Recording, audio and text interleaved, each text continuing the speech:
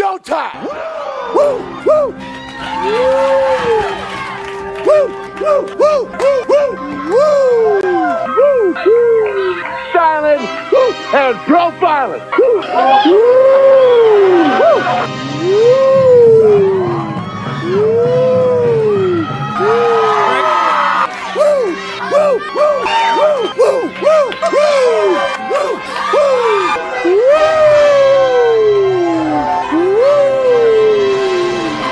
It's live and in color. Woo!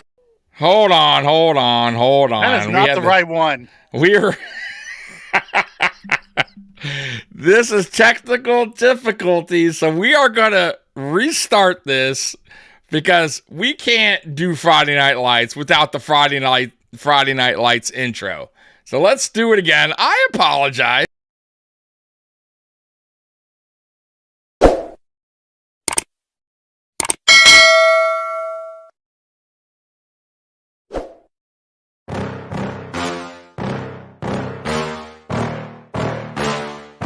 Yeah.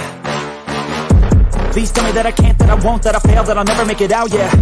Please tell me all the bad, never good, fill my head full of every single doubt, yeah. Please say any negative thoughts, I pop off when I hear people say I cannot. I get off to the thought of proving everyone wrong, I won't stop to the top, so you better back off and get lost. I'ma stay loud, stay proud, never running out, never heading south. I'll be spreading out, call it word of mouth, can't put me down, I'll be getting loud. You can have me douse, not what I'm about, have your fucking cloud. It be raining now, I keep making sound, go another round, bitch I'm legend bound, can't stop me now. You don't wanna fuck with me, a slow burn like a disease. Just tell me that I can and I'll show you things that you couldn't believe. Just tell me that I can. Just tell me that I can. Just tell me that I can. Just tell me that I can.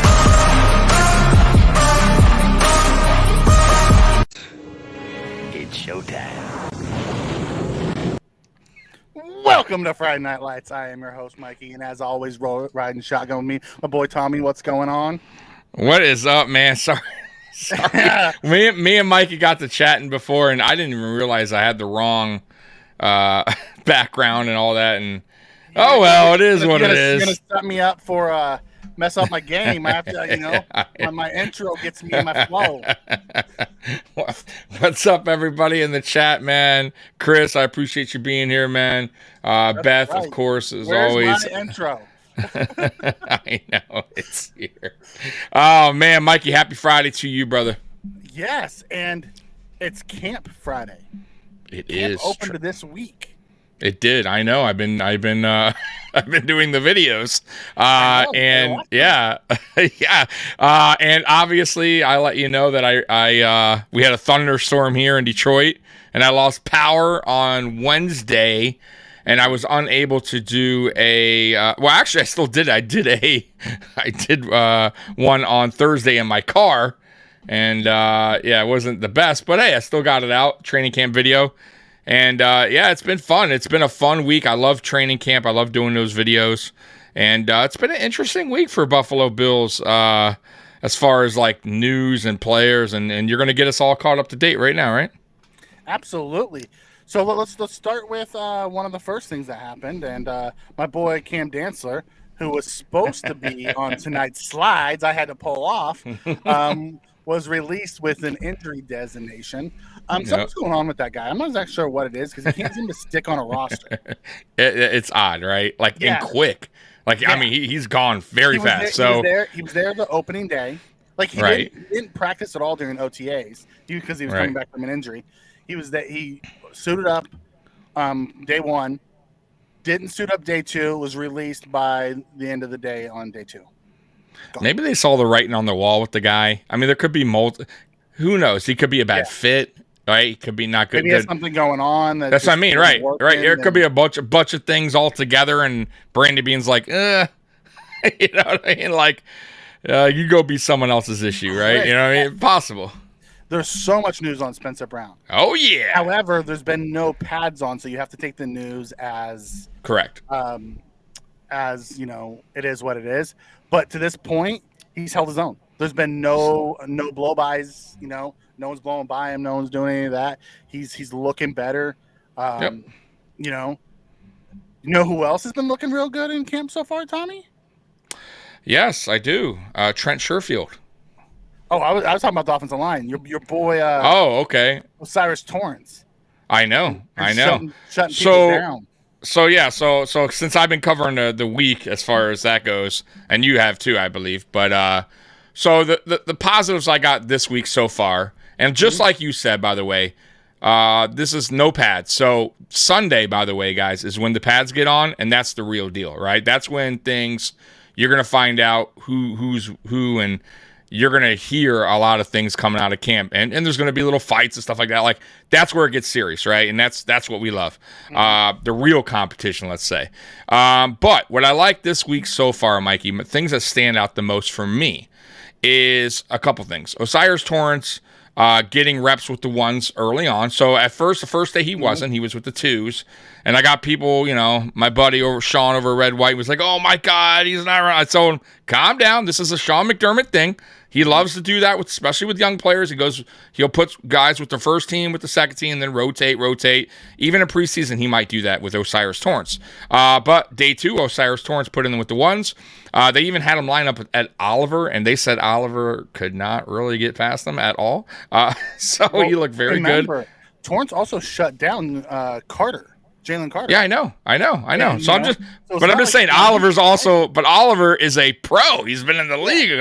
Like to shut down him is a real. Now, mind you, no pads, but still. Yeah. And then the other thing, one of the other bright spots that, and I told everybody, and you mentioned it, Spencer Brown getting to work with Aaron Cromer. By the way, Cromer actually was working one-on-one with Spencer Brown today, and that's.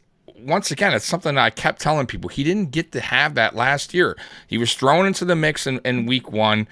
And you all know, practice for the next game is only practice for that opponent. It's nothing to do with individual drills. This is where young guys get all their work in. And the one-on-ones. Like, this is what training camp's all about. Spencer Brown didn't have that with Cromer. Now he has it. You're going to see a much better Spencer Brown. It's already showing in camp. And the other bright thing is spot that I saw too. There's a lot, by the way, but Trent Sherfield really getting good reps with Josh Allen, making good catches. And by the way, Justin Shorter also made a great catch today. But it's really good to see because that's one of the guys that I have a lot of confidence in going into this season if he could continue what he did last year, Mikey. But what stuck out for you? There's probably about I'll hit four things. One, we'll start with Ken Dorsey. I text you this. I listened to his press conference. He sounds like a different dude. He sounds like he has a plan, and they started using it right away. Motion's been brought back, right? He has a plan. He sounds confident. I think he learned a lot in year 1. I'm excited to see what he does in year 2. Number 2, Dalton Kincaid. They say the dude is smooth. Yeah, and has crazy good hands. Yes. And he is a crowd favorite, by the way, right away. Like, he is up there. Yeah. And Josh is looking for him a lot. He is. He really is. That's exciting. Number 3, Stephon Diggs. He came out and talked about Yep. Explained his issue. It wasn't even that it was an issue between him and Josh. It was an issue with other things that were going on. That I called it. Frustrated. Yeah. So he came out and talked about it, and him and Josh are already lighting up camp. Yep. They had a 45-yard bomb today for a touchdown. In practice, yep. And so speaking on Stephon real quick, since you brought that up, and I mentioned that on Tuesday when he had his press conference with the media. Listen, I still say I don't think he handled it right up until this point, but I will say Tuesday at his press was exactly what I wanted from him. And I think that's and what he gave, the answer he gave, he was truthful. I love that he didn't hold anything back. And it was exactly what I thought the problem was. It was with the coaching staff. It was with Sean McDermott. It was with the direction of the team and what is going to change in 2023. So, and I get it. Like listen, Mikey, he's been here since 2020. So 2020, 2021, 2020, 2022, it's all been the same thing. We're hitting a wall. And why are we hitting this wall when we have such a good team? Yeah. And what can we do to make things different? And what happened was because him and McDermott and Bean didn't get together early on, and it happened day one of minicamp, probably words were exchanged, and McDermott might have took things the wrong way. Diggs might have took things the wrong way. It got probably heated. He sent him home, and McDermott went and talked to the media right after instead of taking a break. And said what he said, and that's what happens. And now it's, water under the bridge, like he said, and they got it all figured out. Now that calmer heads, prevail, whatever that. And now we're back again, right? But I hope they that Stephon Diggs got the answer he was looking for as far as what's going to be different this year than last year, because I think that's all it was. And I think McDermott for some reason is hitting a wall, and hopefully he can figure it out this season. But I got a question for you real quick before we go on. Real quick. I got to thinking about this. So McDermott is defensive coordinator now and head coach. In practices, in training camp, that must be so tough for him as a coach and a defensive coordinator, because you want your defense to do good, but you want your offense to do good. So that must be, because you know what I mean? Like, it's not like he's just the head coach of Frazier against Dorsey, and they're just like, so it's like, how, like, can he be happy the defense kicked ass? No, right. He'll never be happy. Right. So that's such a tough, like, he must go home and it must drive him insane, because there's no way to be happy. It's impossible. Okay, so there's two things that came out. Josh came out and said something about it, and and Poyer said something about it at their presser. So Josh said he's noticed McDermott has a quick whistle at times on him. Okay, right, as of course. the defensive coordinator, he has a quick whistle. And then Poyer also said that McDermott comes in. So the first day they did really good. He's like, yeah, you had 4 picks, and he was buttering us up. He's like, but today the offense got us, so I know tomorrow he's gonna come in and get in our ass. Right. So he butters them up, saying how good they did in the But I guess he's doing a pretty good job of he has 2 different hats, balancing them. Yeah. Right. Okay. And I get from what McDermott said at his presser is the preseason is going to be really important for that game day stuff, because he's also the defensive coordinator. So there's gonna be times that he has to go do things with the defense or relay information to his position coaches or whoever's going to be the lead defensive guy while the offense is on the field, because he's going to have to pay attention to the offense to go relay to his defense. So all that logistics will be done during the preseason. But yeah, that's a problem. Okay, and then number 4, you hit on McDermott. Jordan Poyer, Micah Hyde, Trey White back together for the first time since 2021. I know, my God, so good. All healthy. It's healthy, right. All healthy since 2021. Right. Like, we've gone through the last 2 years of playoffs without our secondary intact. I know. It's been wild. It's and let's hope it stays that way. Knock on wood. Real quick on the comment here by AK Cash. I'm not sure if I've ever seen him in the chat or her. It says, "Remember when we didn't have an offense? So cool, we have an offense." Right. When didn't? When didn't we have an offense? I don't understand that comment. When didn't we have an offense? We didn't have an offense for like 17 years. Outside of you're talking about altogether. You're talking about when we got Allen. You're talking about. All right, I thought you were talking about just like even the first 2 years of Allen, we really didn't have an offense. Okay. I thought you meant like since in general. Just now. Okay. In general, yes. So that is correct. And we had the last time we had a really good offense was 2002, and we had a terrible defense. So I agree with you on that 100%. Yeah, I'm with Chris. And it sounds like McDermott's playing more man-to-man and bringing pressure already. Like that last play that 54-yard bomb to Diggs.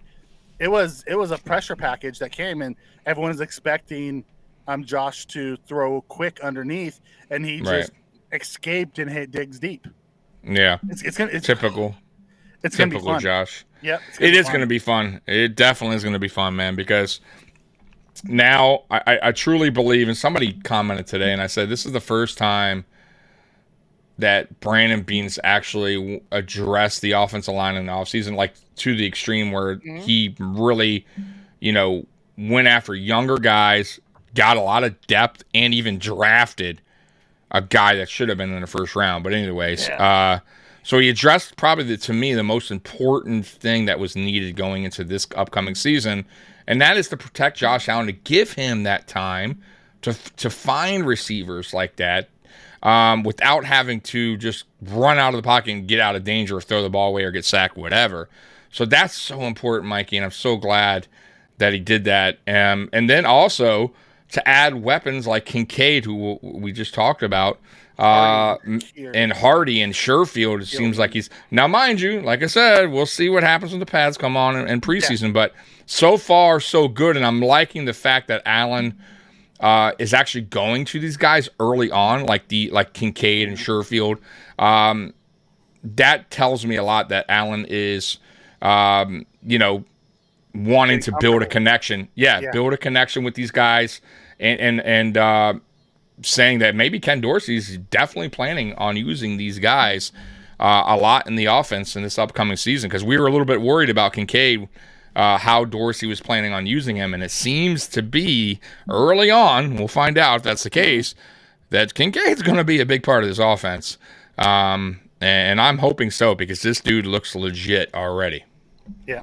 So it'll be interesting to see how. I have a feeling preseason is going to be big for Kincaid. There was a comment in here about from Jason saying that they're bringing in a tryout quarterback from the USFL, and they said why Allen and Barkley have looked good to this point. Probably because they need an extra camp arm. Also for the preseason game. You have to remember that last preseason game, nobody plays. Right. Yep. It's like the fourth game, basically. The third game. Yeah. If they decide to bring him in, that means we're probably not going to see Josh but for like one series in this entire preseason. And they don't want to, leave Barkley and Allen out there too much. They'll probably get a lot, but that last game they're going to want other guys to play if they bring in another, QB. Right. I don't think it says anything about Barkley and Allen. Matter of fact, there's a battle for QB2 right now between Barkley and Allen. I guess Barkley came in ready to go. I still think it'll be Allen so do I. That gets the gig. He's younger, and I think Barkley's more of that guy that they want on the practice squad, a leader. Ain't no one going to pick him up. But hey, good for Barkley anyways, for at least coming in and not being that lazy guy. Hey, I'm just here to get a check. You know what I mean? I know I'm the practice squad guy, I'm glad he came in to take a spot. I like the hey, I'm all good with that. By the way, I want you to get into the NFL news in a second whenever you're ready, because there was some major stuff happening around the league. Let me finish with the Buffalo. Yeah, go ahead. We released Jalen Wayne and signed Andy Isabella, wide receiver, former second-round pick. Hasn't had much success in the NFL to this point, but it'll be interesting to see what he can do inside of there. Yeah, and there's not much film on. Jalen Ramsey got hurt in Miami. He's having surgery. I've seen a report saying he's going to be back by week 1. I've seen a report that saying he's going to be out until December. So I don't think anybody really knows. 6 to 8 weeks is what I heard. That's what's floating around the most, is 6 to 8 weeks. It was on NFL Network said that today, by the way. So who knows, though? You know how these injuries go, Mikey. But they don't know because they haven't done the surgery yet. And they said it depends on what it looks like when he. That's what I mean. So it's right now, just like we thought Vaughn was going to only miss 2-3 weeks, and it wound up being the rest of the season. So anything can happen once they get in there, start doing better x-rays and getting in there and looking at the knee. So. Well, they did the X-ray on Vaughn, and they said the ACL was intact. That's true. And they found out that it wasn't fully intact. Right. So very much it could be the same thing with Jalen. Yeah. Once he goes under the knife, we'll have a better idea. Because I read a report saying they think that he could be out up till December. Like that sucks. Crazy. Yeah, but this is welcome to the NFL, and this is exactly what we went through last year, and it sucks. And I don't wish upon injuries upon anyone, but. It is part of the game, man. It happens, especially when you get older. Listen, Ramsey's not like, I'm not saying he's old, but he's been in the league a little bit, so it's going to happen. Report I did. She read the report that he's out until December too. Yeah, it'll be interesting to see what comes out of it. Joey B got hurt, non-contact, went down. They feared it was his knee. They found out it was his calf, but calves are funny, man. Like who? Yeah, they are. They don't know how long he's going to be out. Yeah, it could be a tear, could be just a calf, a bruise. I mean, it could be anything, right? So we'll see. Yeah, so the surgery was scheduled for today on Ramsey. Yeah, Wow. they say several weeks, up to a month for a Burrow, I guess. But a calf is weird. Like, that's a weird injury to get. You never quite No, know. it is. And it could come back. I think that's what Aaron Rodgers actually been dealing with over since he left Green Bay was that calf. He is like bothered with by some kind of calf problem. So something to keep an eye on, man. Definitely something to keep an eye on. Yeah, then we have in New Jersey, the reigning offensive rookie of the year rolled his ankle and is going to be out a few weeks too. Oh, I didn't hear about that. Okay. Yeah, high ankle Wilson. sprain? Yeah. Rough. Those are tough, man. Those are tough. I mean, hey, luckily for him, it happened early though. I mean, I wouldn't sweat it too much, but yeah, those suck. Those definitely suck. Yeah, last year was the thumb, Beth, for Rodgers. This year in OTAs, he had a calf, and he's been dealing with a calf since. So he has it like wrapped and all kinds of stuff. He's still practicing, but it's like super ginger. He's like hopping around on it. Mm-hmm. So those are some of the main ones. Did you hear of any others that I missed? No. I guess you already got on the Buffalo Bills stuff who we released, right? And no, other than that, Cook's looking to go to the Jets. It's looking like. Is he? Okay, I didn't hear about that. But Aaron Rodgers just redid his contract and gave back $32 million or $35 million or something like that. Wow, so he did that for a reason. Okay. Yep. And Dalvin Cook was in New Jersey today. Okay. Well, maybe they're going to pony up and pay him. I mean, it is what it is. I guess because they're thinking Breece Hall may not be back till week 5, right? Yeah. So I mean, running backs. Now you got a two-headed monster right away. Right. Well, and then not only that, still. So what? You still got Dalvin Cook, and maybe you even get him back week 10 when he's that's makes him even tougher. I told you the AFC East is getting tougher and tougher. Yeah. But it is what it is, man. You still got to play. You still got to go out there. You still got to perform. You still got to beat the Bills, man. So easier said than done, man. You can add all the pieces you want, but you got to play the game. And the Jets, to me, sometimes do Jet stuff, and they just don't seem to get it right. So until they prove otherwise, right? Yeah. Just like the Bills were going to Bills for like 17 years. 100%. So we got it right. So maybe they're on their path. I don't know. Before we get into tonight's main thing, did you see Sean Payton came out and blasted Nate heard Hackett, and then Paula responded and called him a hater? I saw that, which was I read a little bit into it, but how little shitty, I gotta say, by Payton to do that, to throw. But I get it. He blew his, but why would you front office up too? That general manager's still there. You're a head coach, you know what I mean? Like, you don't blow up another head coach. Like, even if you think he did a terrible job, like, it's not your place to say, you know what I'm saying? Like, or at least just say, hey, last year, I don't even know why you would bring last year up if you're a new head coach. You could just say. Someone asked about, the reporter asked him about, what was going on last year in Russell Wilson's office. And he he said, we're doing everything they did last year, completely the opposite. And then he just really went in on what his thoughts were. I mean, hey, well, guess what? Now he has an enemy, I guess. I guess they're not going to be shaking hands anytime soon. They play week 5. Too. Right, so I'm saying, so I won't see any handshaking going on there. No, probably, the funny part was he's like, my Salah came out and said my take is they're just haters, and then the NFL Network, the Kirk Morrison, who's filling in for Rich Eisen right now, said in order to be a hater, that means they have to have something that you want. Right. The Jets haven't made the playoffs. They have the longest active streak. Right. Exactly. How is he being a hater? Right. That's what makes me laugh. Listen, I'm the most brutally honest. Listen, you know me, Mikey. I'm brutally honest about everything. Like, if a bad team gets better, like starts to perform better, they're doing the right things, I will always give that team credit. But you got to prove it. You can't just I learned the hard way. Like, every year when we were bad, it's like, this is the year we're the baddest. We got this guy. We're going to the playoff. It's like, but if you do it, I'm not going to hate on your team. So it's like, but the Jets haven't proven anything. And their coaches are talking like they won the division last year. Right. So it's like, stay in your lane, do your thing, get your team right. And when you do it, cool. Then you can put your head up high. You could talk whatever you got to talk, but I don't know. I don't get it, but it is what it is, man. It is what it is. So, anyway, what it kind of reminds me of a little bit real quick, like a little bit like Rex Ryan. Yeah. Rex Ryan was that way. Like he was very like, we're going to the playoffs, Super Bowl, this shit. It's like, bullies. Right. It's like, slow down, pal. Okay. Well, if you remember last year, they beat us the first game, we beat them in the second game, and Saul was like, we'll see them again later this year. And then they didn't make the playoffs. No. Yeah, with your fucking 7 wins, whatever they had. I mean, it's like, dude, come on, man. Like, just worry about your team. Worry about your team. And that's one thing I'll respect about Sean McDermott and our players. They don't really talk. We're not a shit-talking team. We just are, hey, we got the next game up. That's a tough team. We're playing. We're not looking further down the road.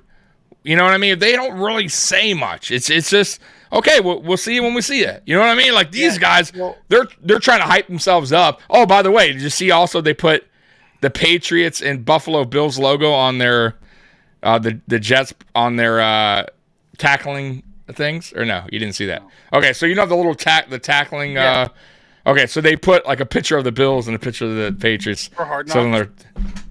I guess. I don't know. It's like, what are you in, like middle school here? It's like, come on, man. This is so funny, man. Is it true Saquon Barkley's going to Dallas? No, Barkley got signed. He went ahead.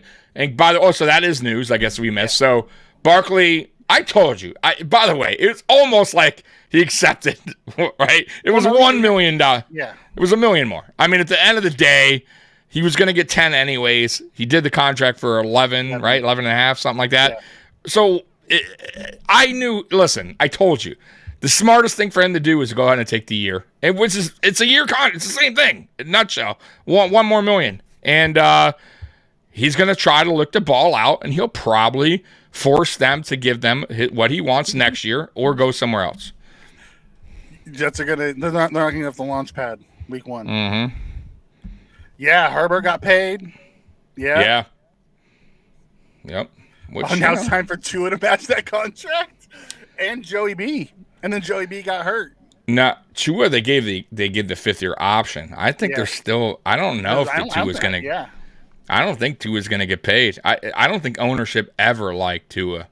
Maybe they liked him when they first drafted him, but then they changed their mind mighty quickly because they're not even. I've heard nothing. He can make it through a whole season.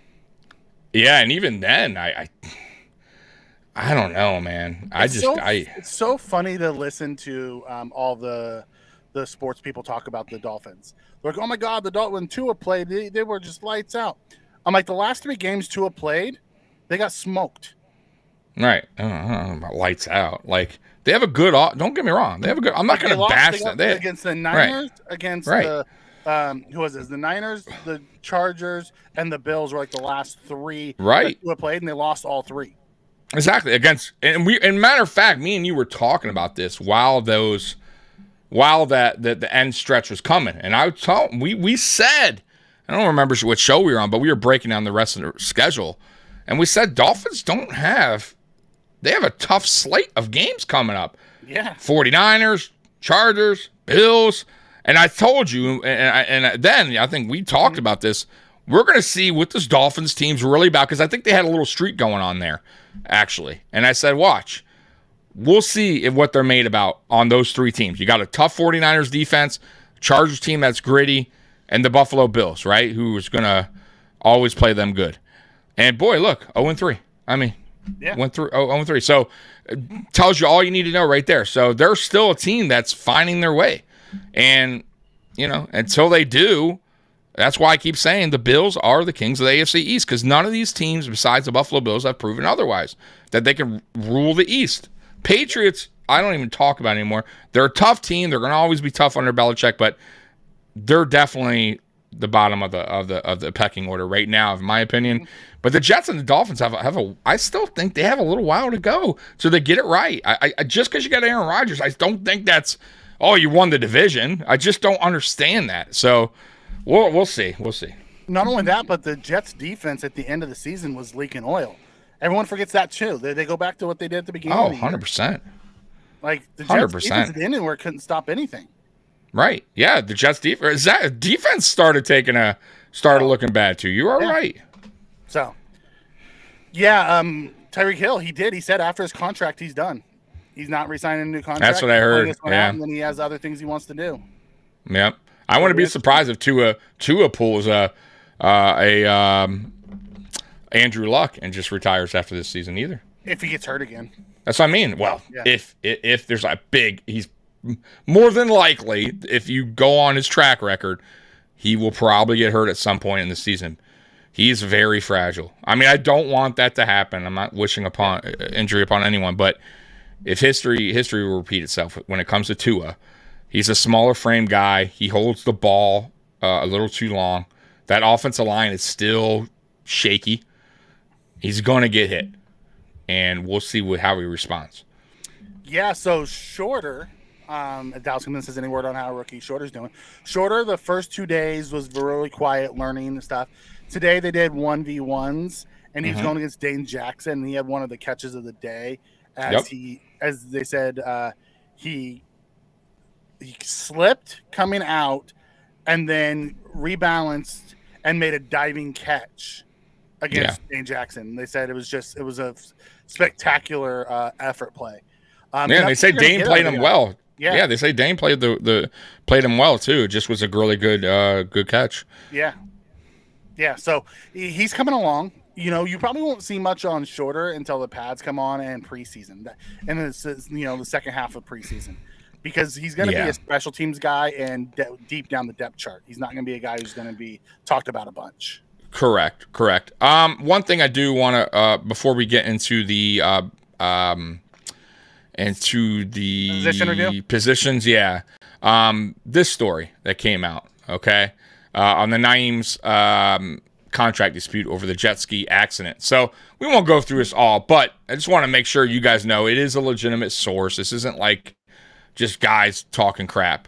So basically what's happening in a nutshell, Mikey, and we talked about this a little before we went live, is all the Bills contracts, not just Nyheim Hines has this contract. It's all the players. Contracts. I think you're right, might be right, all NFL. I think. Now, some teams have certain different stipulations, by the way. Not every team has but for ours, for sure, I know jet skis are one of the things you cannot do. It will void your contract. Exactly. So listen, it wasn't Nyheim Hines' fault, no doubt about it. It was just bad timing. It was an accident, but he wasn't supposed to be on a jet ski, and that's why it's on the contract. And he got hurt, and this is exactly why the Bills have it in the contract, to prevent that from happening, and it happened. And now I think there's a dispute with the contract, the restructure, the signing bonus, which is I think $1 million, and then the money that he's due. And I think they want to pay him just for the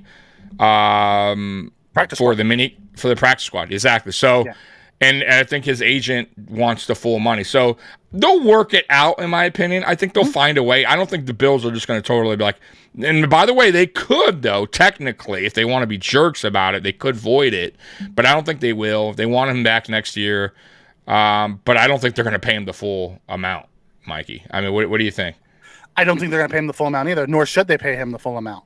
Because he was going to make almost $3 million this year. Right. He's not going to play. So I think what the Bills are doing is that instead of just releasing him outright and taking the money, they want to support him and give him so he can use the facilities, the rehab, and the doctors and everything.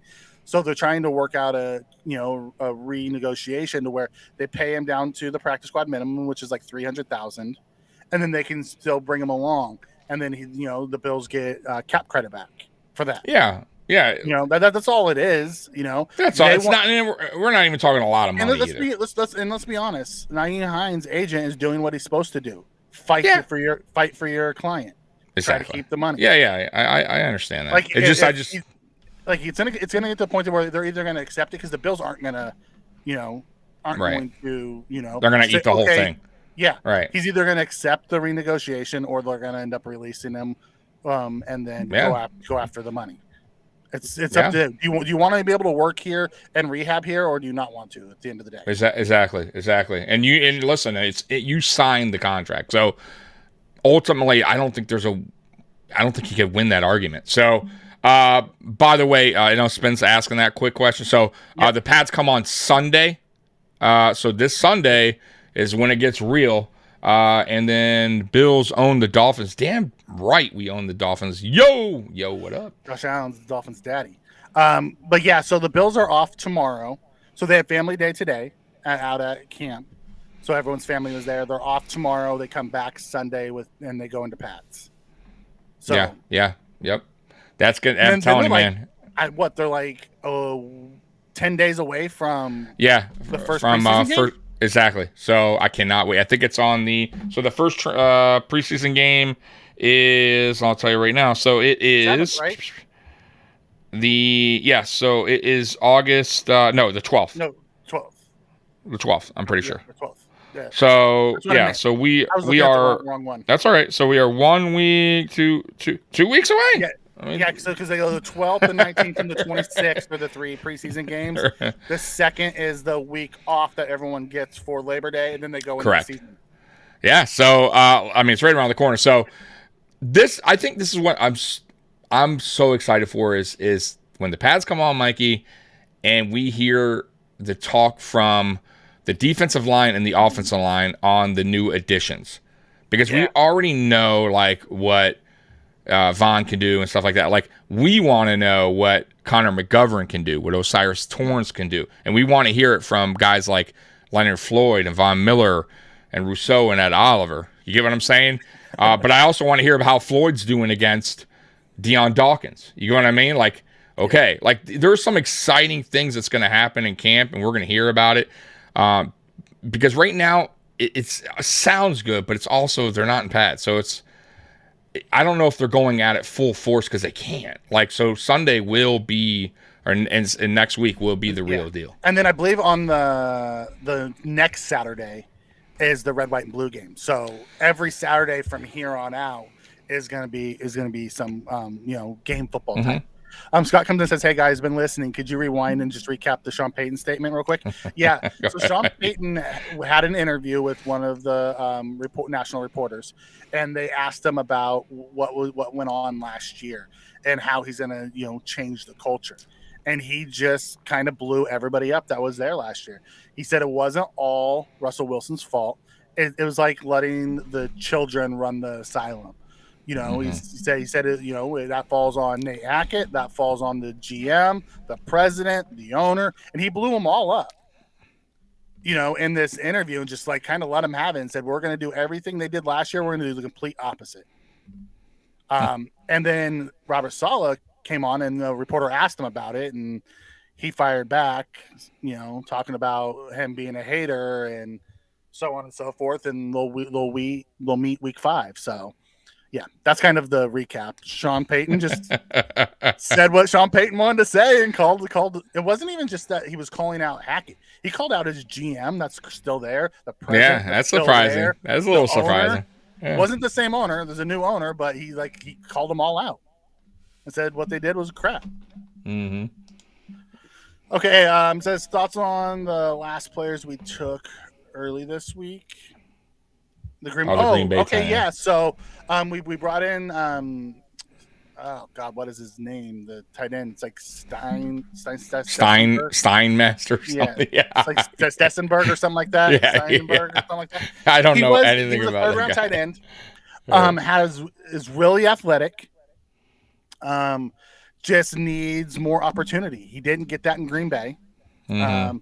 Because they ended up having a couple that were in front of them, like Jermichael Finley that came back and played there for a while. Mercedes Lewis played there for a little while. Then they had the other guys. So he's basically battling for tight end 3 with Quentin Morris. I think he has a better chance to win that job because he's more of a complete tight end than Morris is. But it's gonna be a good battle. It's it's great to add another athletic big tight end into the room. Especially with Kincaid being more of a wide receiver than a tight end, having that, So, I think that was a great signing by us. And then Drayton Evans, who came in, he was drafted by Tennessee in the 3rd round. Yep. Super fast guy. Was more of a 3rd down back and a returner for Tennessee. Was really had a bunch of nagging injuries. Was released. Went to Chicago last year. Backed up in Chicago. Was released and got picked up by us. Just another camp body. That's it. He is taking some return reps, although our special teams coach talked about it and said it's really Harris or Hardy and Shakir that's kind of playing in the battles. But this guy has the option, and maybe he wins something in camp. But it's a guy that we could probably stash on our practice squad, and if something happens to one of our main 3, we can pull him up. It's a guy with NFL experience, has special teams experience. It's a very good depth signing. That's it. Both. And by the way, one more bit of note. I don't know if you heard, but the Bills also talked with N'Keal Harry today. The Bills did? Yeah, they brought him in to talk. So why? I don't know. So why would we do that? I have no idea, but that's Kelvin Benjamin 2.0. We are one of somebody. It was us and somebody else. Oh, yes. So. Oh, I am not a fan of N'Keal Harry's game at all. Yeah, I know. And maybe he just didn't. He wasn't on the right offense. I don't know, but man, I was. We worked him out. Yeah, we worked him out. So we worked him out, but we didn't sign him. No, we worked out Andy Isabella too, and we signed him. We did. I'm just throwing that out there. So I guess we're still looking for some camp bodies. And by the way, real quick, guys, real quick before we move on to the breakdown of this of the depth. Me and Mikey got to talk. You're going to see a lot of players that are cut and signed through this whole process this offseason, especially towards the tail end when players are getting cut. And there's going to be decent names out there. And we're going to wind up cutting a lot of the guys that maybe you're like, hey, this guy may not, not looking too bad. And boom, we caught him for a veteran that got cut because that's the way the NFL works. So I would definitely keep your eye out on guys that are being surprise cuts, and the Bills could scoop up some decent players, towards the end of this training camp and preseason. So just keep your eye on them. Right now, Spin, you're right. Anybody we pick up right now, because they're basically that's it. 65 through 90 guys that are being cut and picked up. Like Steinberger has, the tight end has a chance to make the roster. Drayton Evans has a chance to make the roster as their former NFL guys, but they're also guys that they can stash on the practice squad and pull up as they need. Right. That nobody else wanted. That's why they were out on free agency. So, you might see guys get released and picked up. I mean, there's still some really good free agents out there. Yannick Ngakwe still out there. There's a ton of pass rushers. There's some D linemen. There's Miles Jack still sitting out there, a linebacker. Although the Bills don't seem to have any interest in him. No, we don't. Scratch my head. We are rolling with what we got, baby, at middle linebacker. And so far, it's been a different guy there every day, and they all seem to be doing okay. So I'm like, I have no problem with that. Which I told you though. I'm still almost thinking, and it's such an odd thing, but the running back by committee, we could be looking at a middle linebacker by committee. I don't think that will happen, Mikey, but it also wouldn't shock me if it happens. Certain teams we play, Klein starts that game, because I think we wound up doing that one year when we had Klein. Klein started. And then somebody else, I know it won't be Klein. I'm just saying, we did that. I think it was last year or the year before Edmonds was hurt, and Klein played one game. Then I think Dotson started the other game, and they were kind of switching them in and out of who started what game. And the reason why I'm just saying is because Spector got today first reps, and he looked good.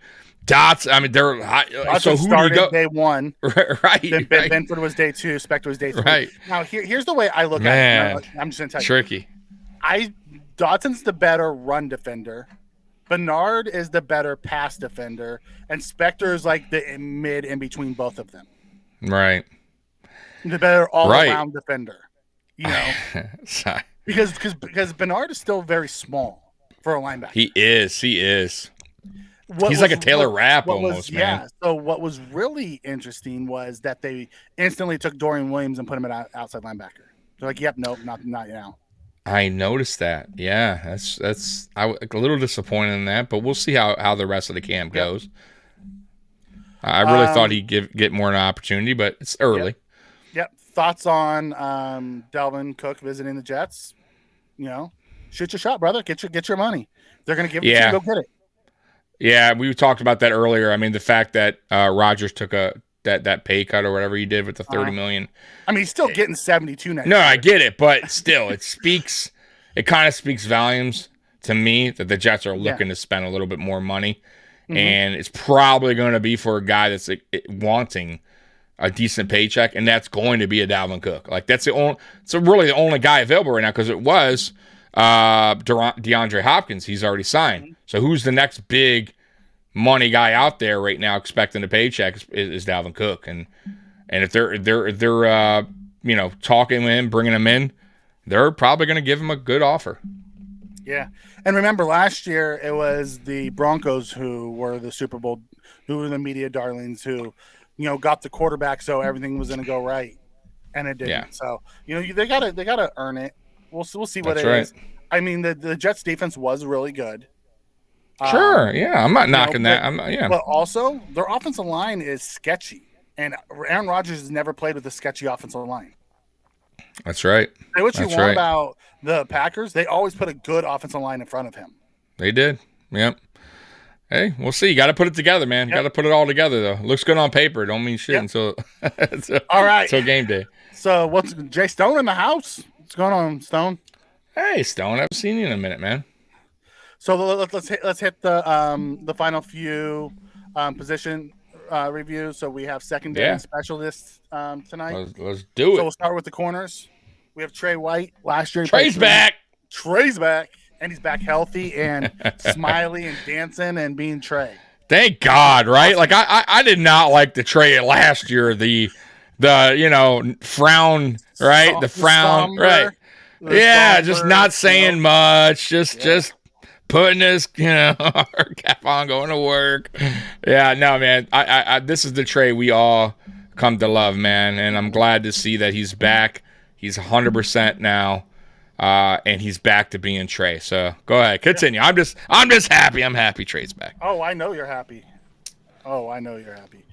So, oops, hold on, stupid. It did that to me last time too. Oh man, technical issues. That's all right. We can look at like a Jordan Poyer, Mike. Trey. Yeah. So with Trey White, who had 308 snaps, right, last year, he had a 75 pass rating against 75.8, which was good. Yeah, ain't no wrong with it. Kyrie Elam had 477 snaps. He had 4 missed tackles, which is actually better than I thought. Yeah, that's not terrible. He had 2 picks, and he had a 96.3. Teron Johnson surprised me. He had over 1,000 snaps played. He had 90 tackles. He only missed 3 because he's a fantastic tackler. Right. But he had a 100.1 passer rating against. That surprised me. I thought he played better in that coverage. I did too. That is a surprising stat, but he also is on the field. I think I read a stat somewhere where he's plays 90-something% of it. Like he's on the field a ton. Like he's basically our and it's not yeah, and they say it's kind of it's not really common for a corner slot, to be on the field as much, but that's because of the way McDermott likes to play his defense. So Teron actually sees a ton. Our defense because of how good Teron is. That's the reason why we can play that defense. Exactly. So no, man. I mean, yeah, it might be a little high, but he'll work on that this year. But that's the not. Year before he was at 76, and then I thought he was better than that. But then that again, is a. Then again, when you look at it, you look at how they they grade it, and who knows, Yeah. They may have said he gave up a catch when it really wasn't his guy. He was just the closest one to him, so it goes on. Correct. So you take those ratings as is. Like the eye test tells me Sharon's really good. Yeah. Dane Jackson, he had 829 snaps, 57 tackles. He missed 7. That's pretty bad.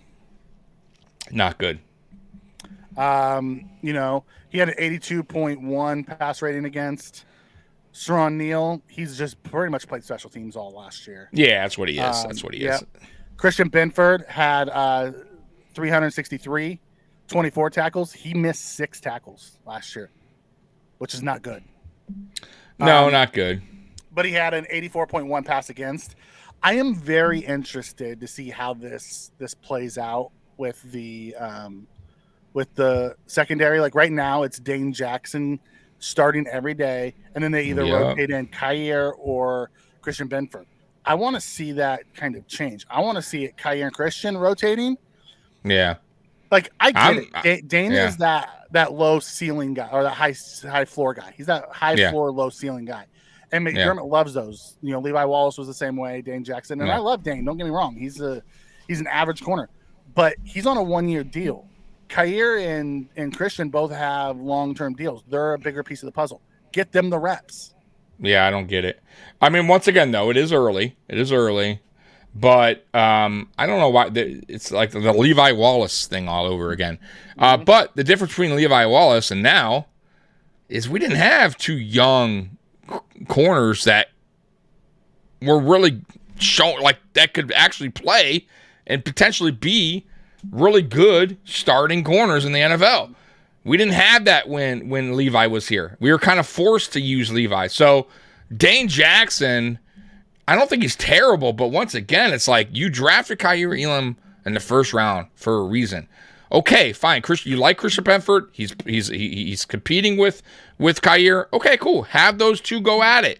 But man, and listen, if Kyer's not the guy, fine, then it is what it is, and I'll have to accept that. But I just don't. What? But you got to give him the opportunity too. I kind of feel like once again they're like, just like last year. I kind of feel like, how are you going to get this guy on the field ready for game day action if you're not playing him in training camp and preseason? You're not giving him the reps. He needs reps more than Dane Jackson needs reps. Get Kyer in there. Get Christian in there. Let them earn their reps. Let them get the reps, man. And it's just like, you can't have them going against 2s and 3s and then expect them to be ready to go against 1s when their name's called. Like, I just don't understand sometimes the philosophy with McDermott. But this is normal. I got to be honest with you. He's going to probably shift them around all training camp and preseason. Yep. And then I hate that too, because week 1's going to roll around. And once again, like last season, we're going to be like, I wonder who's going to be number 2. And it's like, decision at game day. It's like, I told you this. Come preseason game 2, if Dane is still starting, that's when I'm going to get mad. Until that happens, I don't. I want to either let it be Kyer or let it be Christian Benford. Either one of those guys. I don't care. Let them battle it out. They both are your long-term plans at CB2. Give them the freaking reps. I like Dane. Dane is a very good, fill-in guy. Very good. He's good rotation guy. Yep. Good depth guy. Yep. 100%. He's not our long-term answer. He's on a 1-year deal. Stop giving him the reps. I agree. Got a super chat. Chat coming in from Jay Stone. Don't sleep on my brother Benford. Yeah, man. I am not. That dude is a monster. I'm not. Yeah, I like Christian Benford. I think he has the ability to be our potentially a safety for us in the future, and I think that's what they want to do with him. And by the way, real quick, please subscribe, and hit that notification bell, because I always forget to tell you. And super chats are always welcome, like Jay Stone, DJ Stone just did. So we appreciate that as well. Yep. So at the end of the day, we'll see how this plays out. Benford has such flexibility.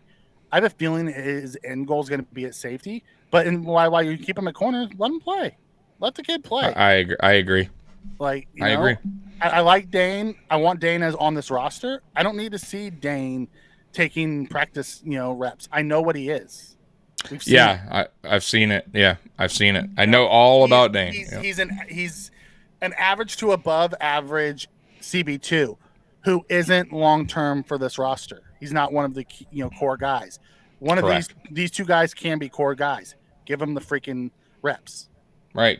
Exactly. So, then the last two guys is Alec Austin, who was a late round pick for us, and Jamarcus Ingram, and then we signed a new corner that I know nothing about. Yeah, I don't. Never I even don't heard either. of him. Yeah, I never heard of him. He'd probably be on here for a couple of days and gone. Yeah.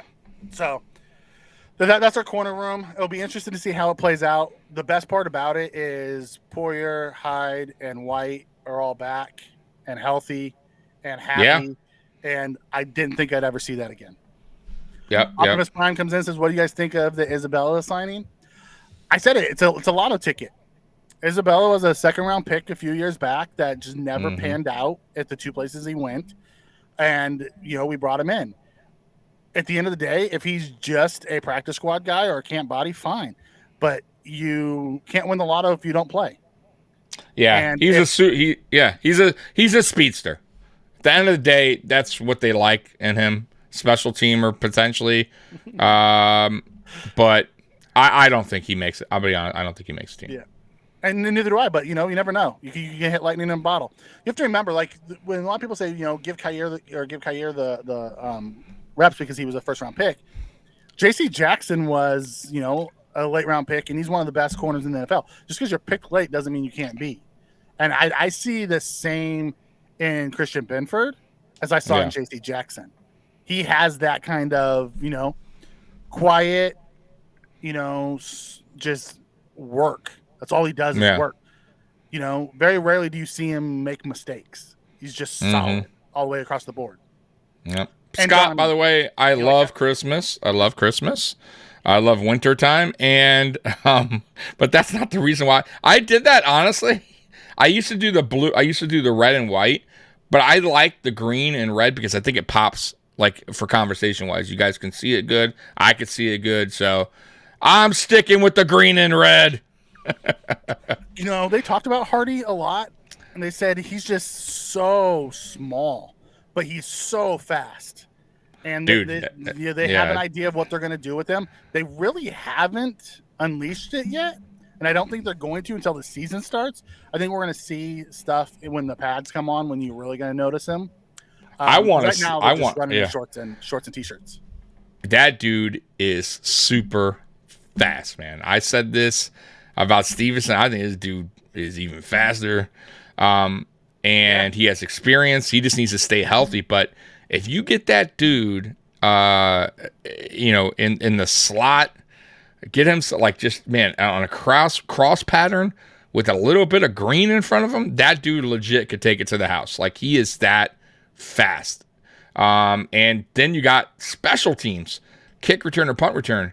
Dude is electric. Go watch his tape. Like, anytime I've watched his film on Hardy, man, when healthy, when he was with the Saints, my God, when he had a little field to work with, like, boy, that dude could take it to the house almost every time. So he is definitely a guy to look out for this season if he could stay healthy, 100%. Well, they also said that he's very much a mixture of Isaiah McKenzie and I heard someone say it's Isaiah McKenzie and Cole Beasley. Okay. Hey, nothing wrong with that. He's a mixture of that. He has the speed and the gadget, the stuff that he can do that McKenzie could do, but he's a more polished receiver. Like, he's not Cole Beasley, but he has the polished receiver, routes that like Beasley had. Right. By the way, too, real quick, before we get to this, when we spoke about Dorsey earlier, he did mention Gabe Davis's role. And I do like what he sees in Gabe Davis' role this season compared to seasons before, that he wants to use him more in the short game. That's really good because that's one. Yeah, and that's really, dude, I'm telling you, man, that's really, really good. He wants to make, I think what he's trying to do with Gabe is making him an all-around player instead of just a deep threat. And Gabe can do it. I'm telling you guys, I don't think you've seen the best of Gabe Davis yet. And I'm telling you now, man, he's going to have a good season if he can stay healthy, which, relatively he has. That ankle injury has kind of been nagging him. But if he can stay healthy this season, I think Gabe Davis with this offense, now that we have these other weapons that are going to be paying attention to Dalton Kincaid, Dawson Knox going to be back in the mix, and then you got Sherfield and Hardy and Shakir. Gabe Davis could be the guy that actually tears things up, man. I don't know. I'm really looking forward to that. And by the way, Stephon Diggs too mentioned Gabe Davis and gave him high praise, man. So I am looking forward to this season for Gabe. Isabella, I think he ran a better 40. He ran 4.31. Right. Yeah. But I think he's in track Hardy, or something too. Yeah, Hardy ran like a 4.41, but they said he was hurt when he ran it. They said he can run a 4.2. I heard he ran a 4.3 though, Hardy. You sure about that? A 4.4? I could swear I saw 4.3. Yep. 4.4. Okay. All right. Shit. But they said he was injured when he did it. They said he was timed in college running a 4.2. Okay. So let's just say they both run 4.3s. Let's just say. Yeah. They're probably I right want to there. see a race between those two. Yeah, just don't hurt yourself, all right? Yeah.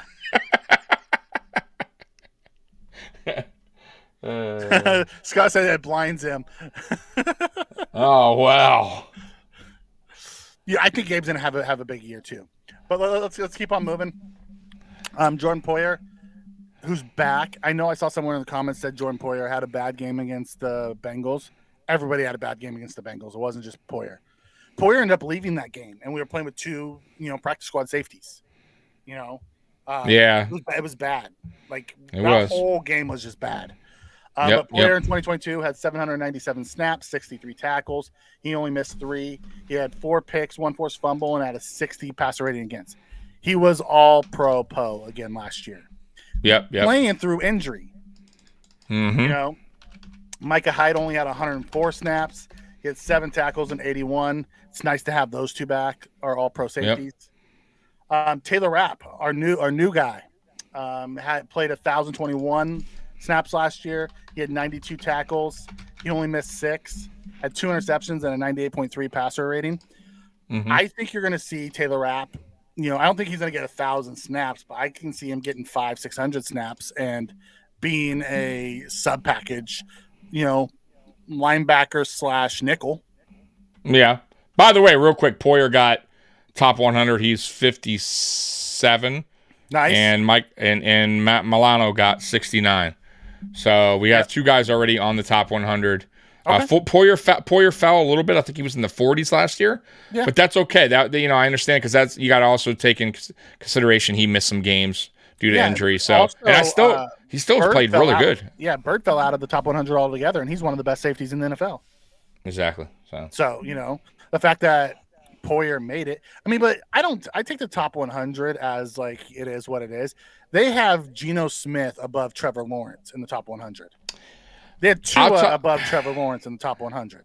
I respect that list though more than I do if it was a list from the AP or something. Because the reason why it's because it's from their peers. Yeah, it's a player. So I'm not saying it's going to be accurate, but I'll respect it more than just some news ESPN doing their top 100. You know what I mean? Because how they are. So I think it's fair. Where they have them right now. Yeah. 4-3-1, buddy. Not 4-3. Yeah, 4-3-1. Who are you talking to? Scott. He said. Oh, okay. 4-3. Oh, okay. Yeah. Yeah. 4-3-1. Then let's go down to we did Taylor Rapp, so let's go down to Demar Hamlin, who's back. I haven't heard much on Demar Hamlin yet. Everyone's waiting for pads to go on before they start talking about him. Yeah. But he had 922 snaps, 91 tackles. He missed 7 tackles. He had 133.3 passer rating against. He wasn't great against the pass. He was really good in run support though. Mm-hmm. Jordan Poyer played the Micah Hyde role last year. Demar Hamlin played the Jordan Poyer role. Right. Then we have Cam Lewis, had 275 snaps, 21 tackles, 1 missed tackle, 109.7 passer rating, and 1 failed 4th down conversion bat down against Justin Jefferson. Oh, I remember. you don't have to remind me of a terrible play. But you know what? He was hard on himself too, though. He knew he made a mistake, and I'll respect that out of a player that He's also owns up an to his undrafted free agent who has found a way to stick around the NFL. So you got to which once again, you know how I feel about that. Yeah, I love those guys, man. Yep. And then we have Zane Anderson and Jared Maben, both 2 practice squad guys. But really, mainly our 4 safeties are going to be, Poyer, Hyde, Rapp, and Hamlin probably. Cam Lewis will be interesting to see if they keep him because he can play slot, he can play corner, and he can play safety. Yeah. So it'll be interesting to see if he stays on the roster. I gotta say, because we're talking about Demar Hamlin real quick.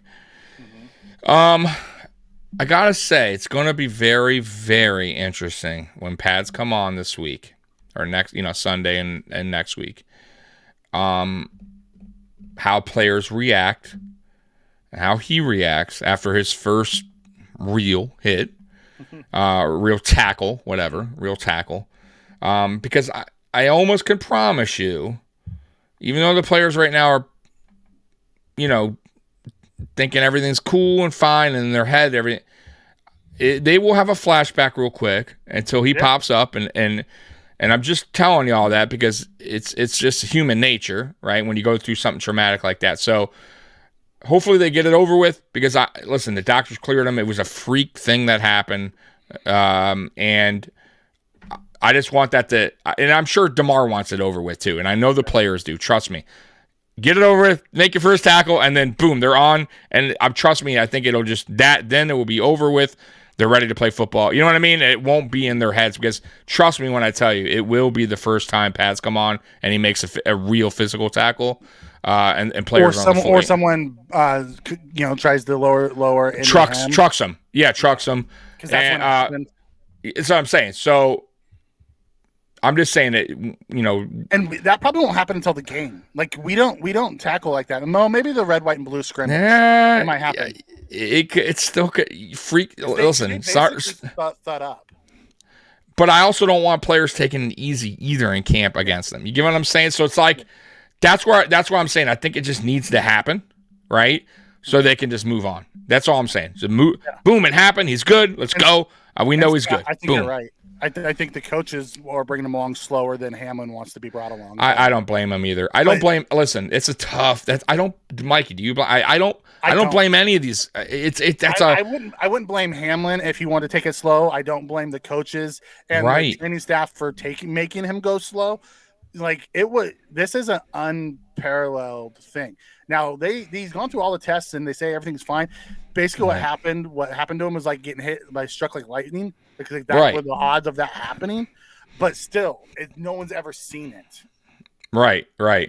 Yeah. Like I said, it just needs the hit needs to happen early on so they can move on. That's all I'm saying. You know what you do? And once that happens, on it's the good. Pads, you take Hamlin and someone and let those 2 guys hit each other, and you move on. You're right. Hamlin, you know who would be perfect for that? I'll tell you what. Line him up with Saran Neal. Yep. Have Saran because Saran's a physical guy. Have Saran Neal and him kind of go at it a little bit. Oklahoma and then because you get through Saran, right? You take Saran's hits because you're good to go. And you know what? I'm gonna go. Hey, he survived Saran Neal, dude's ready. Or have him come up and hit, Steinberger or the tight end or Gabe or one of those guys. Well, that's true. Yeah, that's one true. Of the bigger guys, yeah. Good. So, yeah, that's true. Tight end or something like that. But Saran, I'm just saying, like in practice, if you're kind of just going at it with each other, that would be interesting. That would be a good little, if you want to go with somebody physical. But yeah, in offense, if he's playing defense, then I would say, get a hit, have him hit a tight end, Shoemaker, whatever that guy's name is, right? And Chris, right. I'll be perfectly honest. I'm a little uneasy about. I think everybody. Everybody is. That's what I'm saying. That's what I mean, Chris. If you think we are right, how we're feeling, what about the player? Like your teammates who sat there and saw you pass away, right? Like, what do you think? Like their minds, like right now they're in a good space, but once the pads come on and once he makes his first real hit. It will drop. The memories will pop back until he pops back up, and we're good to go. So, yeah, it's definitely going to be there until he makes that first hit, and then we're good. We're good to go, and everybody's happy, sigh of relief. And I think the story will go on after that. Like, you know what I mean? But, yeah, I will say, too, Monday Night Football, if he makes this roster, which I believe he will, if he sees any kind of action, it's going to be a big story. I think it's going to be a story anyway. It's been a story all season. But I think Monday night, they definitely will talk about it beforehand. I almost can promise you. And yeah, if he gets on the field, yeah, for sure. Which he will on special teams, so people are going to be watching. Oh, you're right. Yes, yep. All those things. Like there's cameras on him and things like that. 100%. 100%. It's going to happen. So let's get to the final one, and that's our specialists. We just have 3. We have no battles. It's Tyler Bass, it's Sam Martin, and it's Reed Ferguson. Tyler Bass was 27 of 31 last year for 87. He was 2 for 3 on 50-yarders, which is really good. Yeah. He did miss 2 extra points though last year. Yeah, pissed me off. Pissed me off, by the way. One of them, Lions game, because I'm watching all these games that are popping on NFL Network lately. Bills versus Lions, Thanksgiving. We go score a touchdown. We can go up 4 points. And what does he do? He misses the damn extra point. Yep. And it's like, come on, man. Dude, you're better than this. And the other thing that I want him to stop doing is kicking out of bounds. Yeah. Bro, Bass, come on, man. You're in a dome. Like, one of them was in a dome. Like, you can't do that. Like, I love the guy. I think he was a steal of a draft pick for the 6th round where we got him. He's worth every penny we're paying him. Worth every penny. He's clutch. But at the same time, it's like, dude, you can't. Those little mistakes can really turn a game around. And I've noticed in some of these games where teams have come back, they started off with like him kicking out of bounds. And it's like, boom, they're at the 40. They score a touchdown quick. Can't have that. So just if he could clean that part of his game up this coming up season, I'm cool. I'm totally cool. I love him. I already do, but damn, gotta clean that up. He's only gonna get better. He's gonna learn. He's a young kid. I agree. Yeah. Then we had Sam Martin. He had 45 punts. He only had 45 punts. It was the lowest amount of punts in his career, in a full season. He did have one year where he had 44 punts, but he didn't play the whole year. He actually improved his punt average by 1.7 yards over his time in Denver. He improved his hang time by almost a tenth of a second. And he had 45 punts, only 5 touchbacks, which is fantastic. He had 16 inside the 20. He only had 5 touchbacks. Yeah, he was a blessing. Honestly, he was a blessing in disguise that we got him. I was really worried when we got rid of Punk. Yeah. And I was like, oh, here we go, because finding you know how that goes. Especially in Buffalo weather, and boom, Sam Martin, who played in Denver, and man, pretty good track record. 3-year contract. And dude came in, held the ball right, kicked the ball, punted the ball good, and he has like a weird punt too, that kind of messes with kick returners. So I love that too. But yeah, man, it's a weird spin on the ball. Yeah, that's what it is, like a weird, funky spin. So love the signing, love the player. I'm glad we got a punter that knows what the hell he's doing on holding and punting. Yeah, doesn't make stupid mistakes, right? So like, once again, special teams are very important. That's why we were just talking about Bass not kicking out of bounds. Like, punts are very important. You pin them in there, on their side of the field. Yeah, right. So it's like, man, we need these guys. So yeah, good job. Only 5 touchbacks and 45 punts. That's fantastic. Very good. Averaging very good. 47.7. That's in Buffalo weather. 47.7 in Buffalo weather. It's excellent. I had no problem with Sam Martin, and I'm very happy that he re-signed. Me too, because we don't have to worry about our punter. It's awesome not having to worry. One less worry we got to worry about. And he was one of the first signings, by the way. Yeah. I think he was the first signing, if I'm not mistaken. Yeah, it was the first right. Let's lock up Sam Martin. And then we have our special teams captain, Reed Ferguson, who is, who just is a snap god. Yep. Dude, been here dude's for money. Seems like he's been here forever. How long has he been here for? Goodness gracious. He's probably going on one of the longest tenured snappers. Yeah, but he has dude to is just money. The snaps are good every time. All the time. He goes down, he'll make one tackle a year. Right. Just what he does. And a solid player. That unit is really good, which is awesome. Now we got a very good special teams unit in general. I believe we have that's one thing. Ranked number one last year. Yeah, well, we should be because that's what McDermott loves. So, like, I would hope that we would be on the top 5 of special teams since he, cherishes it so much. No, I get it, but I'm just saying, we pay a lot of money for it too. Right, and we keep guys. And we keep guys on the roster that we were like, why? Over guys that we let go. They're like, ugh. But it is what it is, man. Special teams is important, so I guess I understand. Yep. Any other missed comments we going here? No, a lot of Hamlin talk. So the Bills are off tomorrow. We are. So everyone gets the day reprieve, and they'll be back Sunday with pads on. I'll be trolling my Twitter feed, and I'll be on waiting for Tommy's daily breakdown because I get updates from Joe Marino. I get updates from the Shout guys. I'm in their text chains, so I get those updates. It's what I was sending you. When Yep, the breakdown. So I'm in those text chains that I get from them. Mm-hmm. I also like to support the other content creators. And, of course. And I like those guys anyways, and I always listen to them. So I like to Cover One was out there. They gave their breakdowns. So I've been trolling the feed. New York Up does a really good job. By the way, New York Up, Buffalo Plus does a good job out there. I watch all those guys. Yeah, all those guys. They listen, man. I give respect for all those guys. They put in a lot of work. So yeah. Yeah, Ramsey is out. He had surgery. I think I heard today. I don't know how long he's gonna be out for. I just know he had surgery today. It's like up in the air right now. Some say 6 to 8 weeks. Some say 4 to 6 months.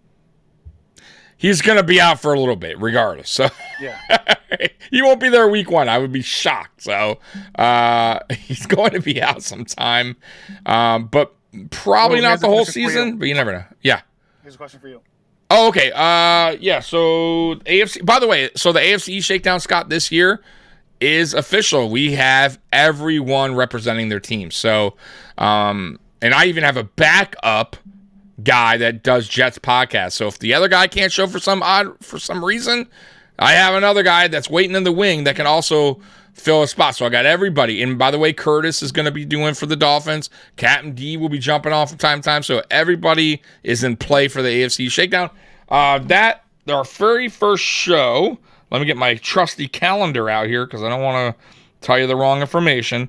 So it's going to be September 2nd. Is the official day, which is Saturday night at 6 o'clock. So we will be doing a recap of the offseason. So everybody will talk about their teams. And that's it. We go from there. So we'll be on every Saturday at 6 o'clock. And it should be a fun season, man. I'm looking forward to it. So you'll get to meet all the guys, all the new guys, basically. It's not really 2 guys. So. Yep. So do you see this, Tommy?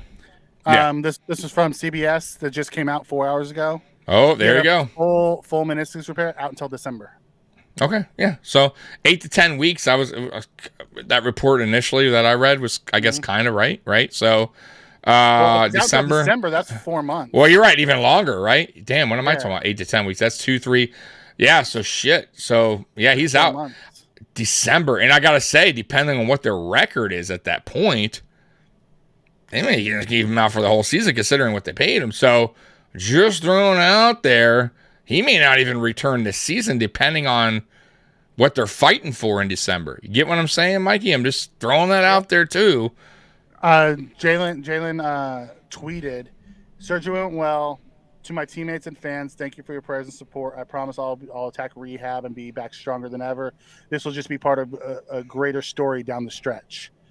Adversity is opportunity. So there you go. So it looks like injuries suck. Yeah, I get it. Yep. Looks like he'll be out until down the stretch. So if that, he may not return this season. I'm just going to throw that out there. December. I mean, it's basically the end of the season, guys. So like once again, depends on where the Dolphins stand at that point. Because you got to remember, even like our players, Micah Hyde was ready at one point. He could have probably played in that Bengals game, but I think the Bills really wanted to be very patient with him. So yes, you are, Beth. You called it earlier. I'd seen it, but I couldn't remember where I saw it. So the NFL Network also says December. So I think that's a thing now. I think it was wishful thinking by some of the fans that they would week be back by Who the hell one. said week one? Dude, there was a lot of people saying. Well, hey, Bills Mafia, we're not me, but a lot of Bills Mafia is also guilty of the whole week one he'll return. Trey White, Von Miller. It's like, guys, these are major injuries, man. You do not want to rush these guys back, anyways. I think they were saying week one because he did a post saying, "I'll be back on the field stronger than ever in due time." This is so minor. Right, so people, of course, take everything for I get it. I get it. He was thinking so minor in the grand scheme of things, right? Like not minor that I'll be back like week one. Right. All right, Mike. Anything? Any last words, man? Yeah, freaking football's back, baby. About damn time, bro. Holy crap, this offseason's been long. By the way, real quick, I want to say something to everyone that's still in the chat room. Mm-hmm. I don't know who all left, but we have had one hell of a run, this channel, this offseason. So our goal was to get to 3,000 subscribers by week one, guys. Okay, yep. Opening night, Monday Night Football. We are now, so we hit 3,000 last week. We are now at 3,265 subscribers. So we have gained 265 subscribers in a week. The channel is doing very, very good. So I want to say a special thank you to all you guys that support us, that's shown love since day one. And to everyone that's new that's watching this, I appreciate you guys giving us the opportunity. We know that there's a ton of content out there that you can go and watch instead of ours. So, and once again, Mikey, I appreciate everything you do as well for this channel. We are continuing to grow. And shit, Mikey, if we make it to 4,000 by week one, I mean, shoot our shot, brother. Shoot our shot. And so, man, but just been grinding this offseason, guys, as you can see. Putting a lot of work in. We're trying to get better and better and better at what we do. Just like the Bills players, right? We all got to try to master our the growth mindset. Right, that's it, man. Right. Repetition, man. So I hope you guys have been enjoying the content. By the way, I do want to hit on this. They are still playing Vaughn. Vaughn has been working off to the side. He's on the pup. He's going to be on the pup. He's not going to play week one. I'm guessing week 5, 6-ish is when you'll probably see him. Ain't no reason to rush him back, man. Listen, I know we're getting out here, but I told you guys, we have now Brandon Beane this offseason really addressed both lines, offensive line, defensive line. Yep. He got it. That Leonard Floyd pickup was massive. Huge. If he didn't pick him up, I would not be super concerned, but I would also be like, damn, we got to go with Ebenezer or Shaq Lawson to start. Like, okay. Floyd's now, legit pass rusher. Right. You got Floyd, who's averaging 9 sacks over the last 3 seasons, who seems to be getting better each season as he ages, which is rare. And then you got Gregory Rousseau, who continues to, if he continues to do what he's doing at this pace, this dude is going to be a beast in the league. I'm telling you. He doubled his sacks, guys. Doubled it. So if he can even get 3 more this year than he did last, he's 10 plus. He's at 11. I mean, it's sky's the limit for Rousseau. And, I got to think it too, Mikey, real quick.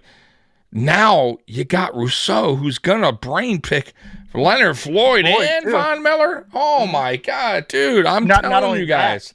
But now we can put Rousseau on the inside when you have those 2 outside guys. So now we also brought in Poona Ford because Daniel Garza is correct. You cannot forget Poona Ford. They say he played really good this today too. By the way, just throwing because that he's out back there. to his natural position. Yes. So Yes. now he'll be picking the brains of Daquan and Puna and Jordan and getting all those guys on the inside on different things too. Like Groot is getting the masterclass from some elite rushers. Yeah. 100%, man. He's learning from the best, man. Yep. So I'm just so excited, man. I am so excited. So yes, I really don't want to see Vaughn until week 5, week 6-ish. We keep telling y'all, it's down the stretch is where the games count the most, right? Yep. This, guys. The Buffalo Bills usually start off hot, kind of cool down a little bit somewhere towards the middle, and then we go on this run where we start to heat up. It's been like that the last 3 seasons. We won the East, right? You get the media going, oh, the Bills aren't the Bills, right? And then all of a sudden we win 5-6 in a row. And then the other teams go, right? Because it's down the stretch. It's how you play down the stretch.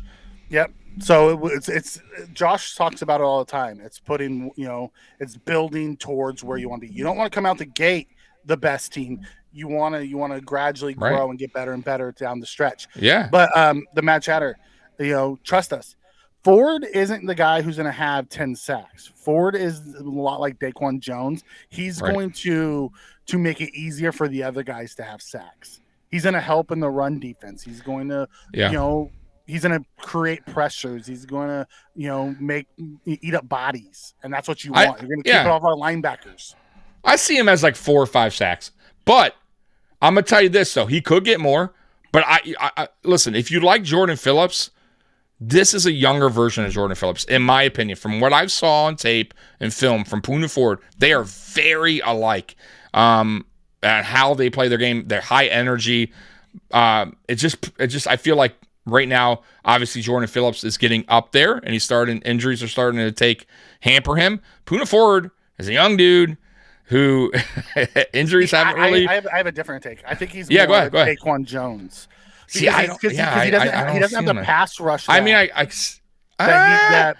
Jordan Phillips has. The year before he did, before he was put out of place, I thought he got to the quarterback very good, Mikey. He did, but he doesn't have the consistent pass rush that Jordan has. Yeah, well, that's why I have him at 5. Jordan can get to his 10 sack season. I don't think Puna's going to. You may be right there. You may. Puna's also not going to play the 3 tech. He's probably going to play. I agree with that as well. I guess I'm talking more on the electric side of things. Oh, he's going to bring that nasty. Yes. Bring the nasty. Yes. He's going to but bring he can. energy. But don't be mistaken though. He can get to the quarterback. He's shown that in 2021. It was 2022 when he was put out of place where his numbers kind of went down a little bit. You know what I mean? So let's see what he could do when he's now put in the right spot again. And McDermott likes to rotate these guys. So we'll see. We'll see what he gets. But I think about 4 or 5 sacks. Yeah. And I don't disagree with that. I can see him getting. Okay. I can see him between 3 and 5. Okay, that's fair. If you like the Shaq Lawson and the Jordan Phillips, nasty, effort, all that, you're gonna love Puna Ford. He's he's just a ball of freaking energy and just loves it. You're gonna love the guy. I was a big fan of him coming out of Texas. I wanted us to draft him and we didn't. He went undrafted and signed, elsewhere, and I was bummed. I loved Puna Ford. He was one of my guys. You notice the one guy we haven't talked about or media is Boogie Basham because he just doesn't do anything. We'll see when the pads come on, but he's just so quiet. He's the one guy I haven't heard anything about. I've heard about Floyd, it's such AJ, even AJ. Yes, Drew, I've heard about Shane Ray. I haven't heard crap. Me too. You're right. Right. Nothing. That's such a shame, man. That was a bad. Him and Tim Settle is a dude that I don't hear anything about. It's working out to be a bad pick. Yes, Scott. We know. Last word. Hey, appreciate you. Yeah. Yes, buddy. Why not? Right? Super chat, brother. So with that, Tommy, we appreciate it, everybody. We'll be back Monday night to go over the last 2 days of camp. And it'll be padded camp, and we'll see what's there. Keep an eye out for Tommy's recaps. Yeah, Sunday. I'll have one up. All right, guys. Bills Mafia, we love you. We'll see you Monday live. Go Bills. And go Bills. We're out of here. Peace.